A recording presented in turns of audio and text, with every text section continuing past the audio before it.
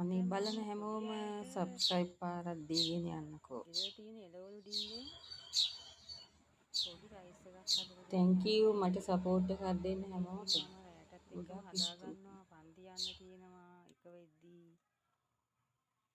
දෙන්නෙක් ගෙදර දාලා ඒ කෙනෙක්ව පන්ති දාන්න යන්න තිනවා. ඉතින් පහට විතර තමයි එන්න තියෙන්නේ. ඒක නිසා මම රැටත් එක්කම මේ එළවලු රයිස් එකක් හදලා දෙනවා.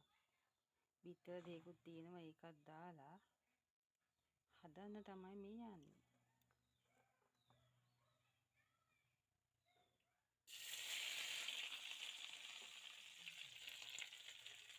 ඉංග්‍රීසි සුදු ලුණු දාලා කලවම් කරනවා.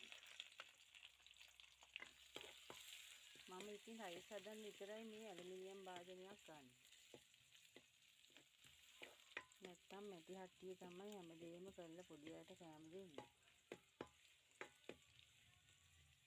පුළුවන් අය මැටි හට්ටු වලම උයන්න බලන්න. දැන් තියෙනවනේ ගෑස් එකේ තිබ්බත් මැටි වලක්. ඒවැම උයන්න බලන්න.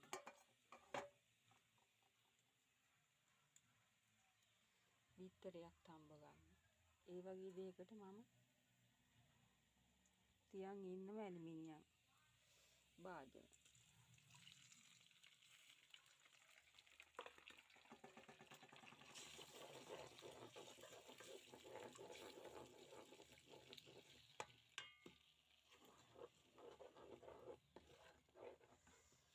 වැස්ස නිසා අද නම් ලිපපත් වෙනවා හොරයි.